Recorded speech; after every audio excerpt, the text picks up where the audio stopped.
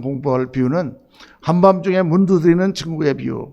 보통 한밤중에 찾아온 친구라 그러는데 문을 두드리는 친구다 이렇게 얘기하는 게 더 좋을 것 같아서 제목을 한밤중에 문을 두드리는 친구의 비유.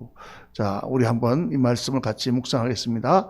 우리 한 절씩 말씀을 교독하겠습니다. 누가복음 11장 5절부터 13절까지 말씀입니다. 또 이르시되 너희 중에 누가 벗이 있는데 밤중에 그에 가서 말하기를 벗이여 떡 세 덩이를 내게 구워달라 하면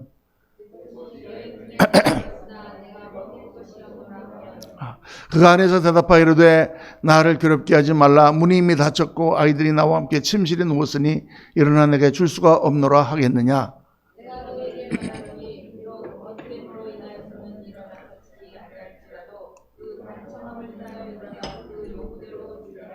내가 또 너희에게 이르노니 구하라 그러면 너희에게 주실 것이요 찾으라 그러면 찾아낼 것이요 문을 두드리라 그러면 너희에게 열릴 것이니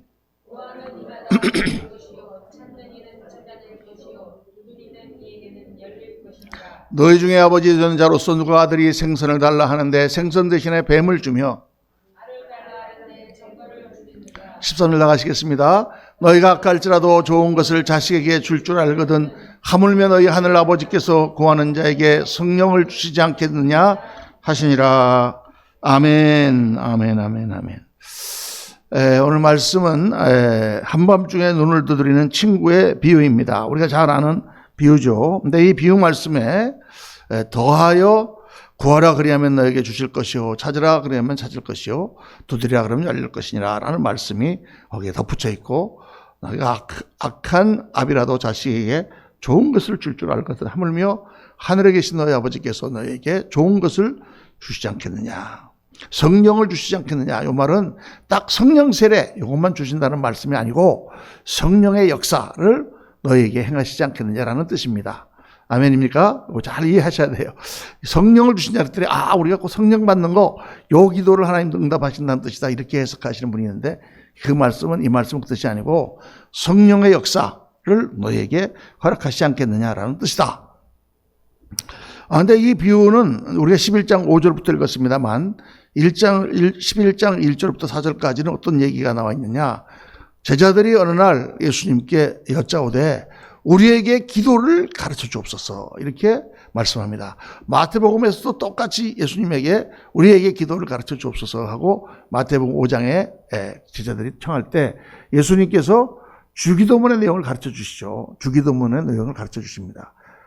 하늘에 계신 너희 아버지여 하늘에 계신 우리 아버지여 그 이름이 거룩히 여김을 받으시옵시며 나라가 임하옵시며 하는 주기도문의 내용을 가르쳐 주십니다.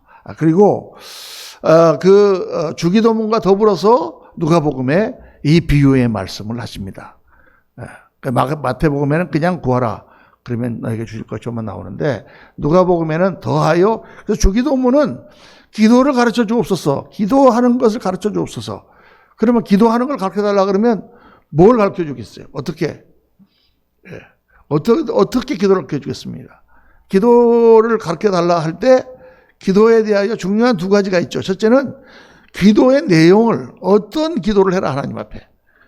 그냥 아무거나 달라고 그러지 말고 아무거나 하나님 앞에 기도하지 말고 기도의 내용 그게 주기도문입니다. 그러니까 우리가 오늘 부른 찬송 앞에 부른 복음성가에 먼저 그의 나라와 그의 의를 구하라.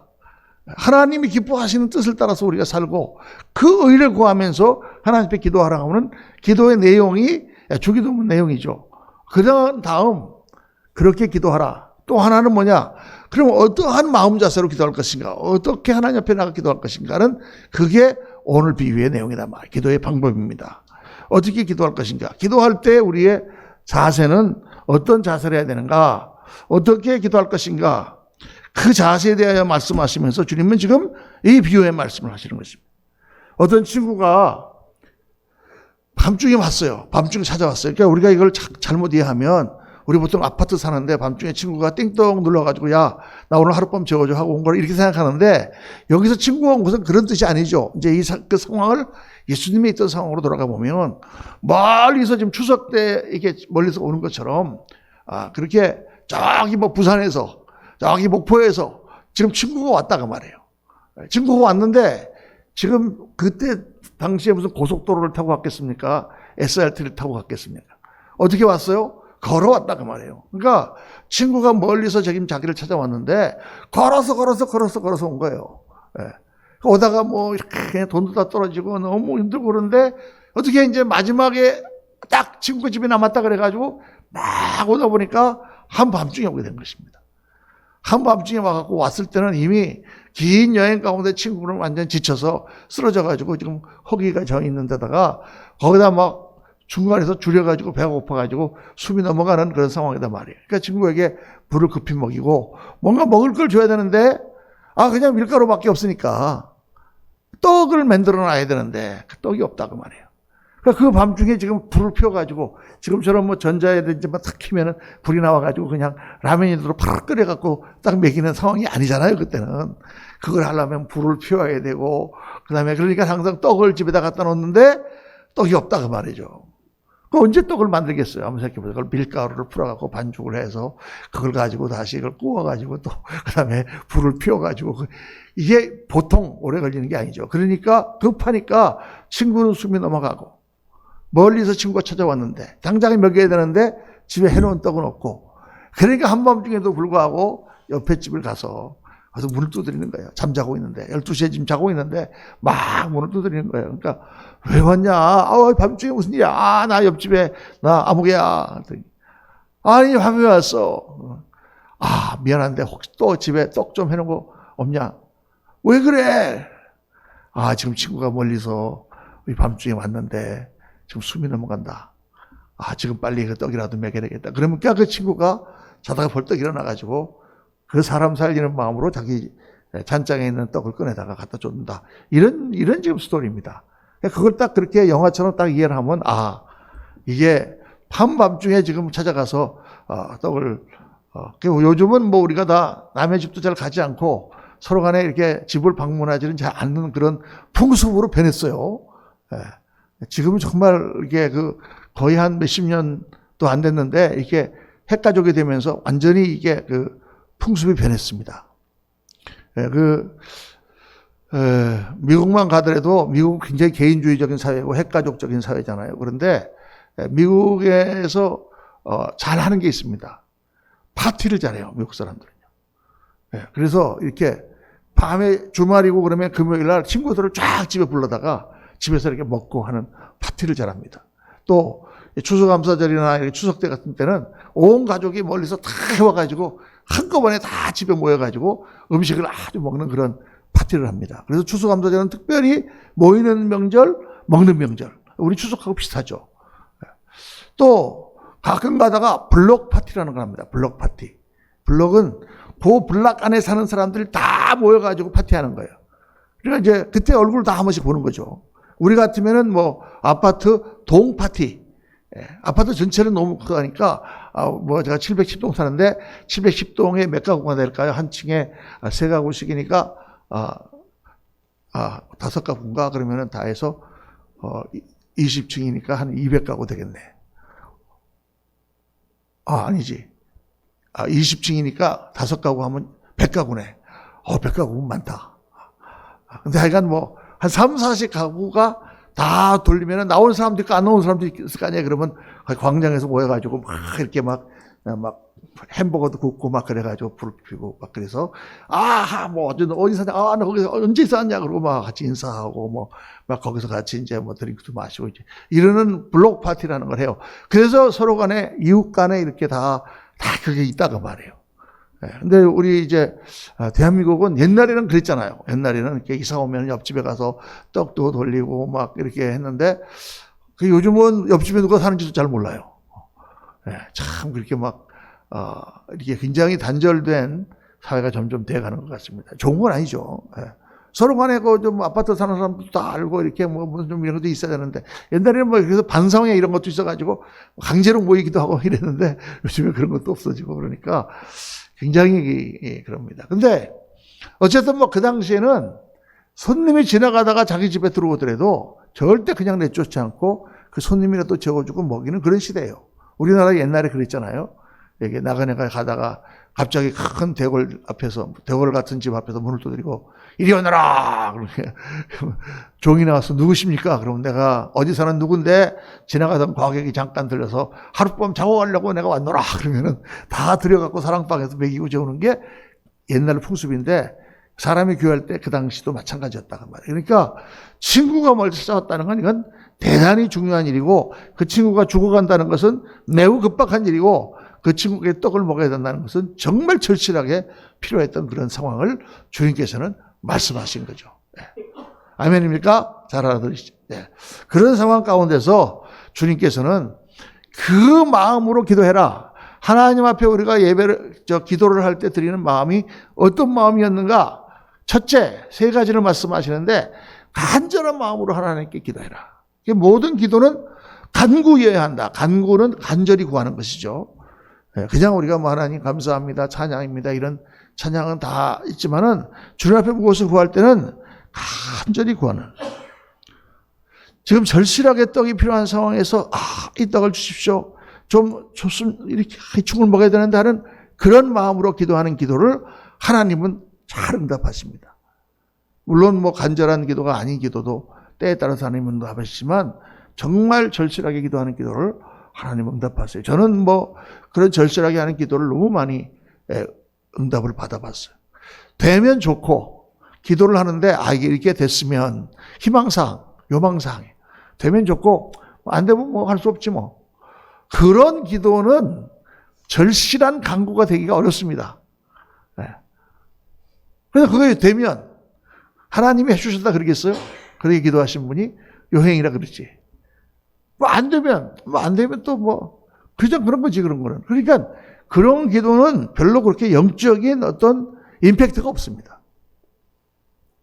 근데 우리 잘 아시는 정금호 박사. 그분이 정말 하나님을 믿고 의지하게 되는 중요한 계기가 있었잖아요. 자기 아들이 신장병이 걸려가지고 신장 투석을 하다가 젊은 아이가 죽어가게 된. 근데 이제 신장을 이식을 해야 되는데 그 당시만 하더라도 지금부터 한 30년 전에 정말 신장 이식이라는 게 정말 어려운 기술이었고 거기 뭐 6가지가 다 신장이 맞아야만 되고 그 맞는 사람을 기다리려면 이게 사고나 나고 그런 사람이나 신장이 나오는데 그걸 도저히 이거를 할 수가 없는데 그런 딱 맞는 신장을 어떻게 구해가지고 이식을 하더라도 수술의 성공률이 너무 낮은 거예요. 그런데 그 당시에 정금호 박사는 세계적인 양자물리학, 원자력 핵공학 그런 박사 아닙니까?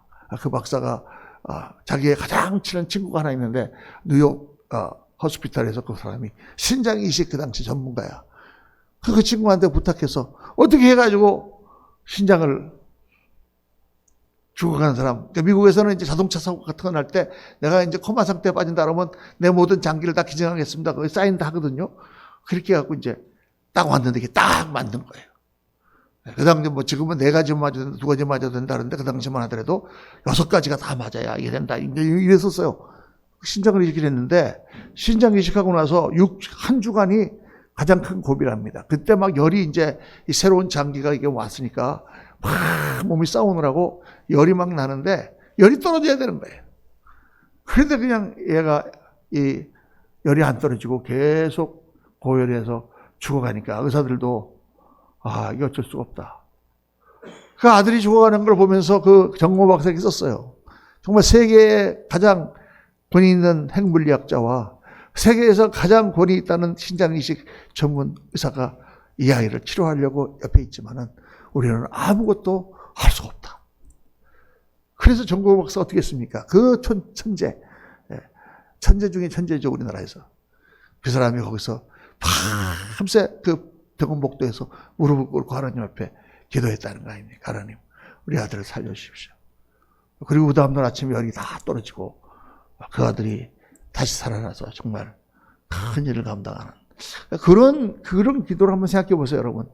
얼마나 그 마음이 간절할 것인가. 저도 한국에 와서 목회를 다시 시작하려고 교회 개척을 딱 시작한 시점에서 갑자기 그냥 허리가 삐끗해갖고 가니까 막 진단을 척수관 협착증 이렇게 받고 막 꼼짝도 못하겠는데 10걸음만 걸어도 막 다리가 저리고 밤에 자려면은 막, 허벅지, 종아리, 발등까지 아픈 거예요. 야, 이게 뭐 몸이 다 간 것 같고, 이거 어떡하나. 정말 암담하더라고, 암담해. 뭐 예배당도 우리 없을 때 아닙니까? 우리 권사님 병원에서 예배 드릴 그때인데, 그러다가 저기 이제 수지에 방 한 칸 얻어가지고 예배 드릴 때인데, 그래서 뭐 아침에 새벽에 뭐 기도하려고 꼭 깬 게 아니라 아파서 깼어요. 잠을 못 자가지고. 아프니까 잠이 안 와. 잤는데 그냥 2시 반에 깼어요. 엉엉엉 기어 나와가지고 소파에서 하나님 어떻게 하시려고 그러십니까 하나님. 허리를 고쳐주세요. 야, 정말 그렇게 간절한 기도를 정말 30년 만에 한 것 같아요. 제 마음에. 근데 그 기도 하나님이 꼭 응답하십니다. 그래서 그게 싹 나와가지고 할렐루야. 이렇게 탁구도 요즘 잘 치잖아요, 제가. 할렐루야. 이 간구하는 마음이 없어. 그래서 우리가 단기 선교 같은 거를 우리가 선교사를 우리가 파송하고 선교를 이렇게 할 때 우리 성도들은 선교 그러면 굉장히 먼 나라 얘기처럼 느껴집니다. 여기도 할 일 많은데 먼 나라까지 뭐로 가가지고 고생을 하지? 거기다가 복음 전도하는 게 하나님 말씀이라고 목사님이 그러니까 그래 그런가 보다 그러는 거지. 그렇게 실감이 없어요. 그래서 이제 교회에서 단기 선교를 가는 거예요. 그래갖고 몇 명이 이제 해가지고 10명 이렇게 해서 단기 선교를 가면 가서 보면은 현장을 보면은 고생하는 그 원주민들과 거기 있는 사람들과 그 섬기는 선교사들과 이걸 보면은 막 마음에 감동이 엄청 오는 거죠. 그리고 그게 잊혀지지가 않습니다. 제가 1996년도에 평신도로서 1986년도 1986년도 언제입니까? 지금으로부터 35년 전인가요? 40년 전인가요? 35년 전에 필리핀에를 갔었어요. 한국에 들어올 길이 있어갖고. 근데 우리 교회에 제가 정말 존경하는 선교사님이 여성 교사님 필리핀에 가셨었어요. 그래갖고 간 김에 필리핀 현장을 한번 보려고 거기에 1박 2일인가 2박 3일인가 갔다 왔어요. 갔는데 가서 그 판잣집에 사는 필리핀 사람들하고 그 더러운 물에다가 펌프라고 거기서 그걸 보고 오니까 지금까지 그 장면이 안 잊어집니다. 지금까지. 30몇 년이 지난 지금까지, 5년 지난 지금까지 그 장면이 안 잊어요. 필리핀의 그 마닐라를 주위로 80%가 빈민인데, 빈민촌인데, 여러분, 그런 마음이 생긴다는 거예요. 예수님은 말이죠. 그 무리를 보시고, 병들어서 온 무리를 보시고 그 마음에 민망히 여기셨다. 제가 이거 몇 번 말씀드렸죠. 민망히 여기셨다 성경에 나오는데 그 민망이라는 말이 무슨 뜻이냐면 원어로 창자가 뒤틀어진다는 뜻이에요. 그러니까 우리가 애간장이 끓는다 그런 말 우리나라 말도 하잖아요. 애간장이 끓는다. 애가 탄다. 막 가슴에서 불이 난다. 진짜 불이 나는 건 아니죠. 그런 느낌을 얘기하는 것처럼 이게 서양 말도 그런 표현이 많이 있어요. 근데 이 민망이라는 말이 너무 그게 안 돼갖고 막 창자가 꼬이는 것 같다가 그 사람들을 보니까 그 사람들이 너무 불쌍해.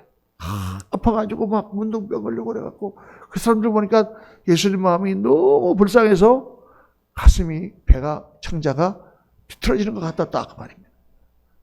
그래서 고쳐주셨다는 거죠. 우리는 근데 우리 자식이라도 그런 일이 생기면 좀 그럴까? 웬만한 거 갖고 우리 마음이 그렇게 민망해지지가 않잖아요.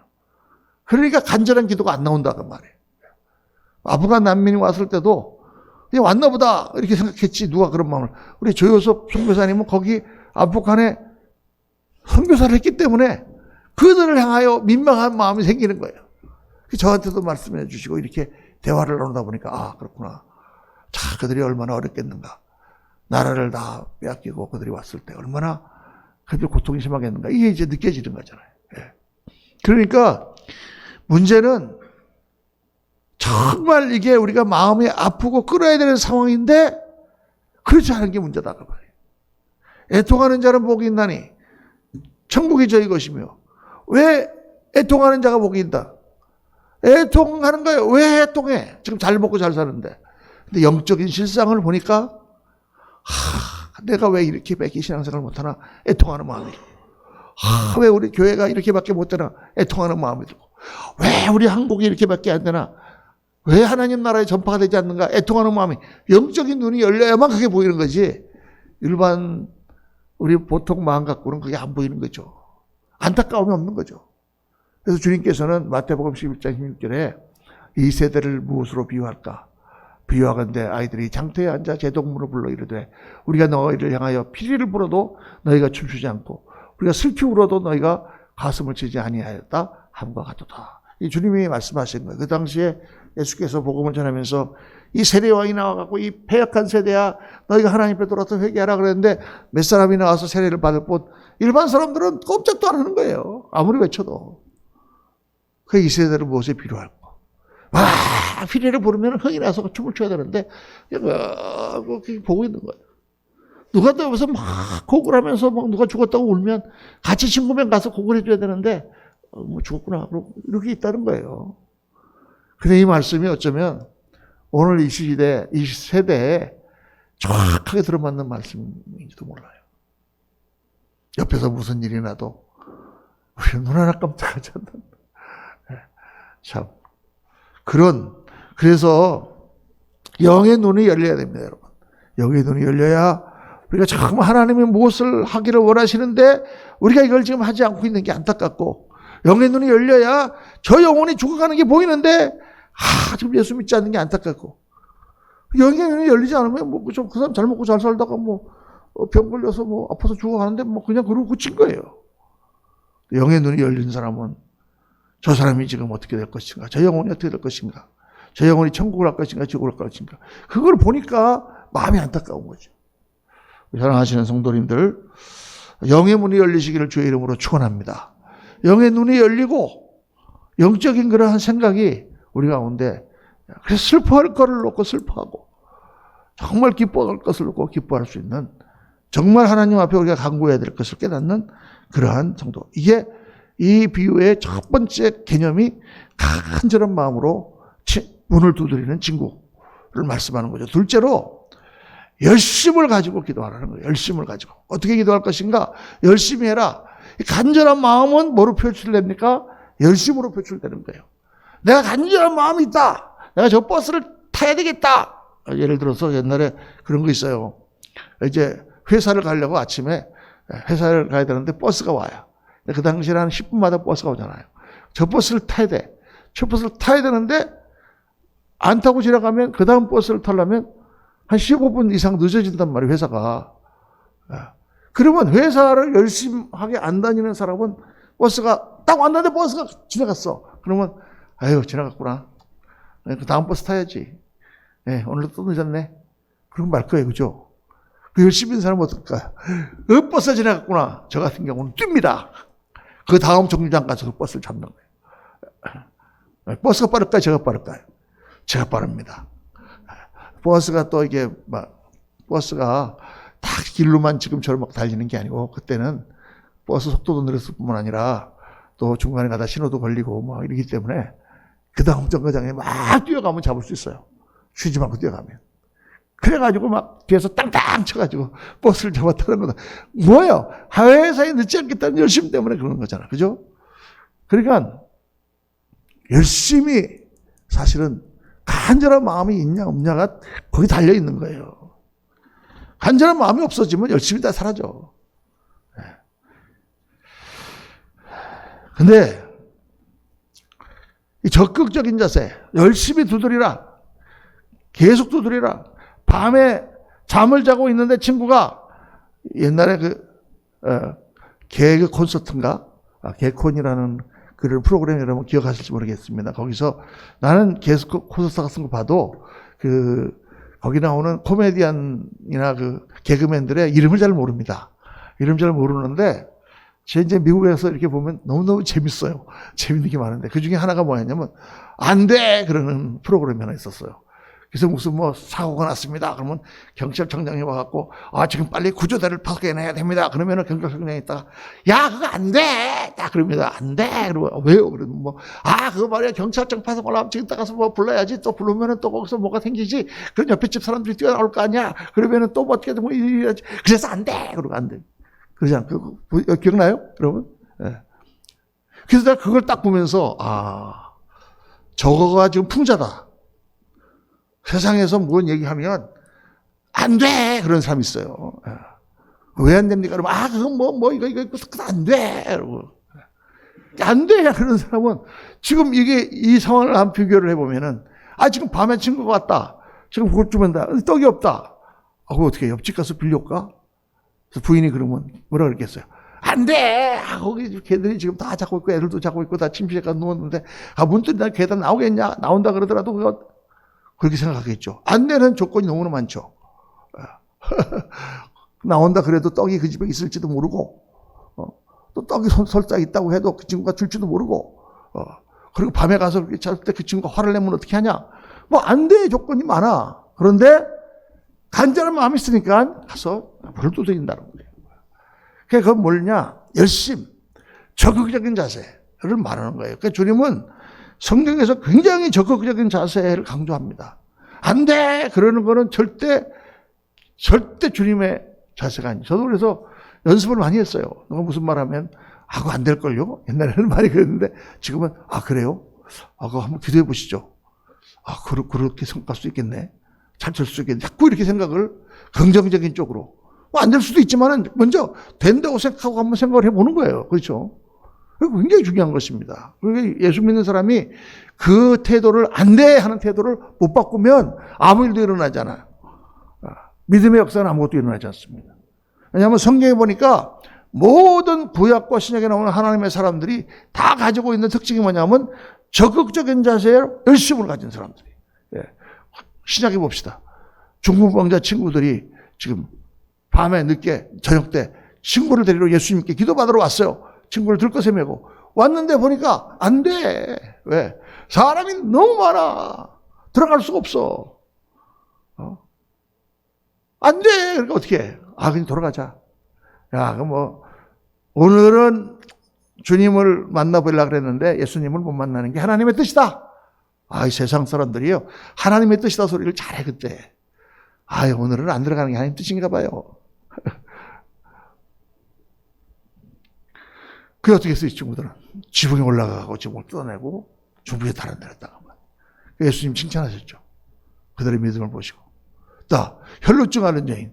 12해 동안 혈루증 앓아가지고 다 몸에서 냄새도 나고. 사람들 앞에 나가면 안 돼, 이 여자는. 율법에 못 나가게 돼 있어. 그런데 지금 예수님이 지나간다는 소식을 듣고 가니까 많은 사람들이 따라가고 있어, 거기를. 어떻게 해요? 안 돼. 못 가는 거예요.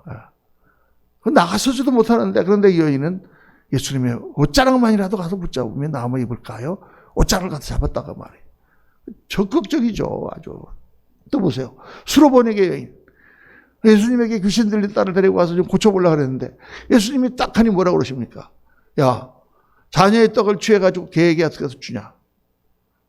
유대인이 자녀인데 너희들은, 이방인들은 다 개 같은 그런 애다. 이런 뜻이잖아요. 안 돼. 이건 안 돼. 이건 무슨 예수님이 그런 말씀 하시는데. 그런데 이 여인은 끝까지 예수님에게 들러붙잖아요. 개들도 주인의 상에서 떨어진 구새끼를 먹지 않습니까? 삭개오가 예수님 만났습니다. 삭개오가 세리예요.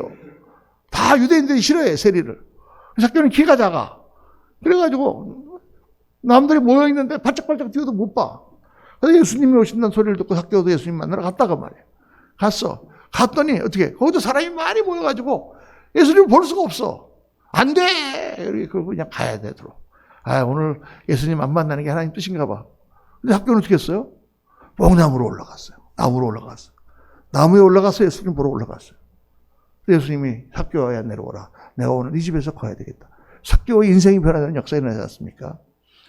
성경에 나오는 사람들이 다 그렇다고 말이에요. 12제자.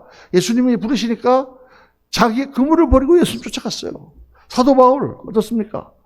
안 돼가 너무 많은 그런 상황 가운데서 매를 맞아가면서 강도를 당해가면서 풍랑을 맞아가면서 다니면서 복음 전했다고 말해요.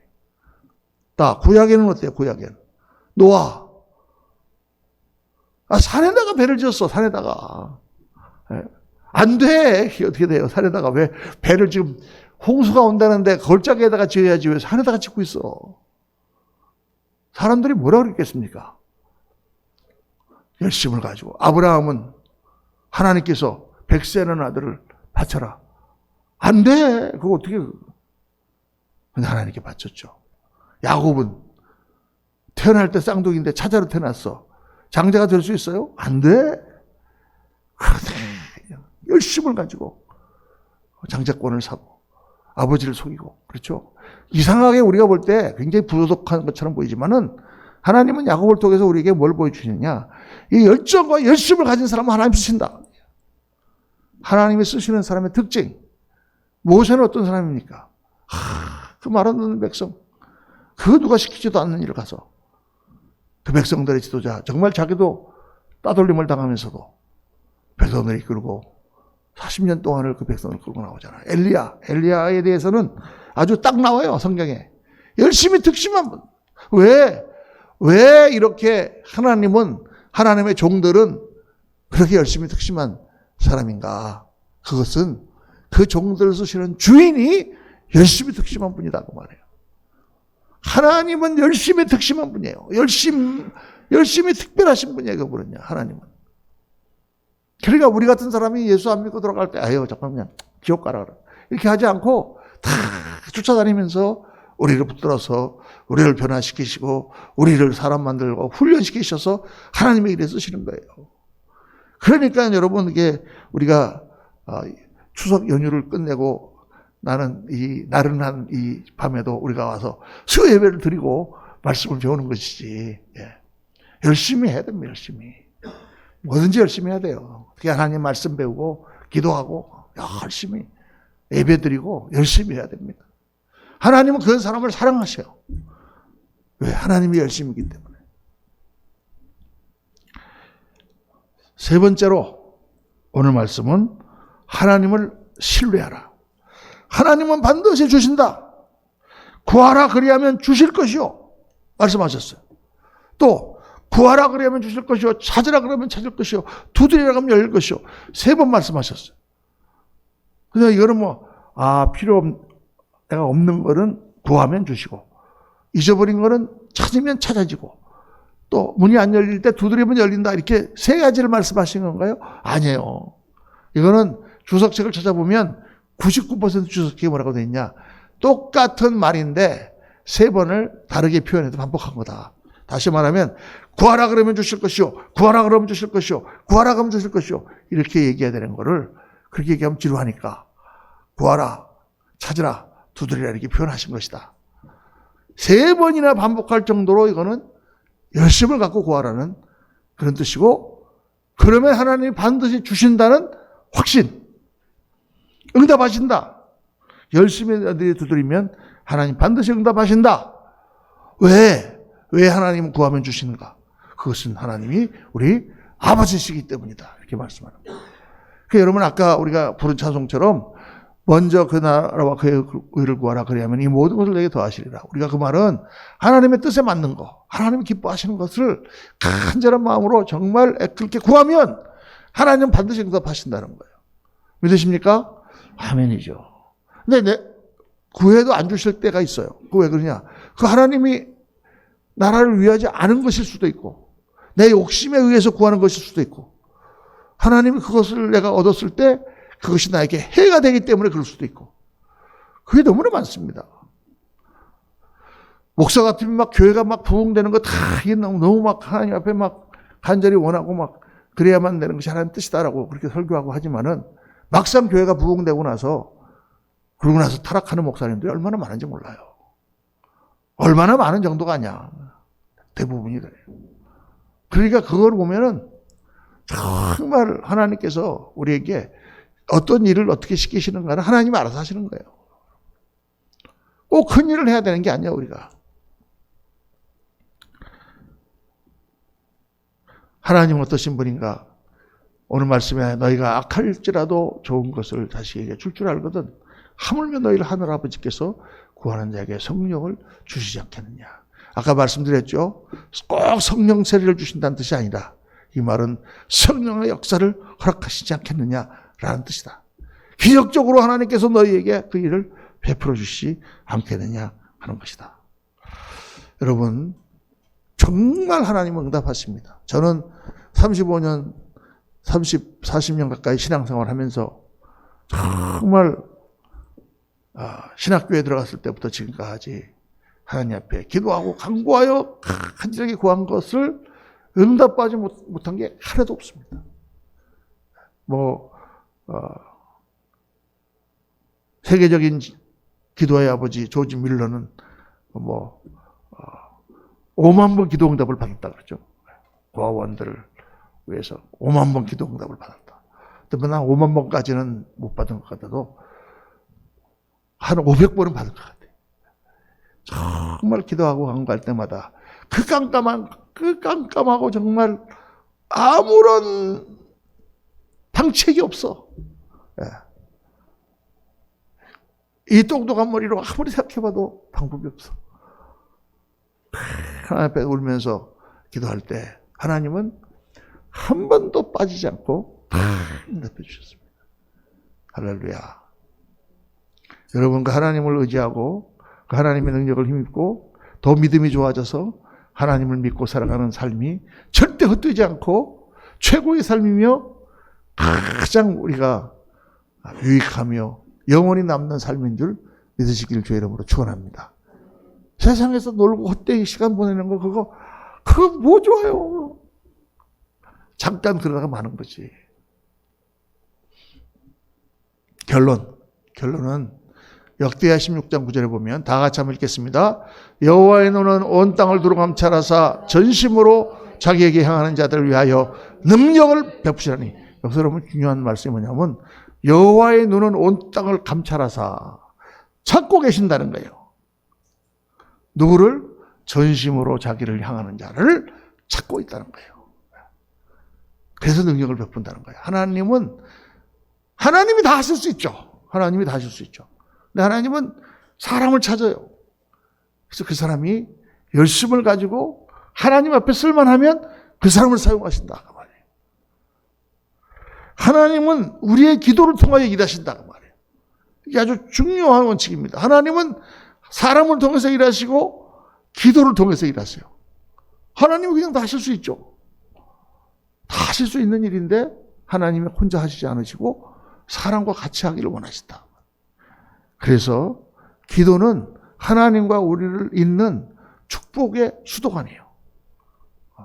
제가 원래 요 말씀을 어떻게 하냐면 이 기도는 황금의 수도관이다. 금 수도관이다. 그래서 제가 오늘 금빛 넥타이를 하고 왔습니다. 넥타이를 고르면서도 오늘 황금의 수도관을 말씀해야 되는데 금빛을 하고 가자. 하나님과 우리 사이에 황금의 수도관이야. 그게 지금 우리에게 딱 뚫려있어요. 할렐루야. 황금의 수도관을 틀면 축복의 물줄기가 쏟아질 줄로 믿습니다. 아멘입니까?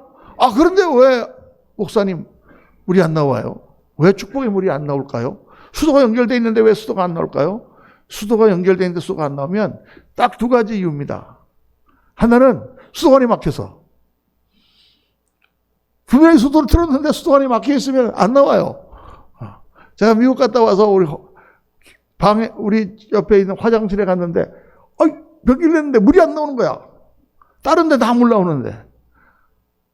거기 보면은 수도에서 부터 나와서 이렇게 거기 변기통으로 들어가는 거 꼭 수도관이 있는데 거기가 이렇게 말랑말랑한 수도관으로 돼 있어요. 따로 거기에 돌멩이라든가 이게 막히면 이렇게. 그래서 그걸 꼭 주물렀더니 쫙 물이 나오더라고.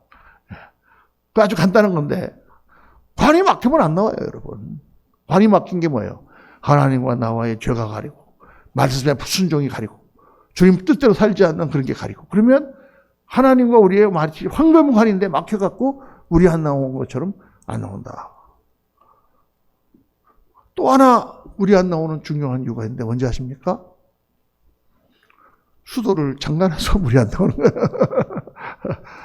너무 쉽죠. 수도꼭지를 안 틀으면 안 나온다 그 말이에요. 하나님께 기도하지 않으면 응답을 못 받는다 그 말이에요. 찾으라 그리하면 찾을 것이요 두드리라 그러면 열릴 것이니 그 다음에 마태복음에 보면은 구하는 자마다 얻을 것이요 찾는 자가 찾을 것이요 두드리는 자에게 열릴 것이니라 라고 말씀을 덧붙여 놓으셨어요. 안 구하면 안 주신다. 안 찾으면 못 찾는다. 안 두드리면 안 열린다라는 의미가 거기에는 내포가 되어 있다는 거예요. 다 100% 그런 건 아니지만 주님이 하신 말씀에는 그게 암시가 되어 있다. 여러분 수도를 트십시오. 황금관 하나님과의 축복의 관을 트세요. 가만히 있지 말고 때를 얻든지 보든지 기도하시고 가능한 최선을 다해서 새벽 기도도 나와보시고 수요 예배도 나와서 기도하시고 집에서도 다 틈과 짬이 나면 바로 하나님께 기도하시고 수시로 기도하시고 하나님과의 축복의 관을 뚫으시고 그렇게 한번 해보시기 바랍니다. 하나님의 축복의 물줄기가 우리 그리스도의 성도님들 삶 속에 콸콸콸콸 쏟아부어 주시기를 예수님 이름으로 축원합니다. 기도하겠습니다.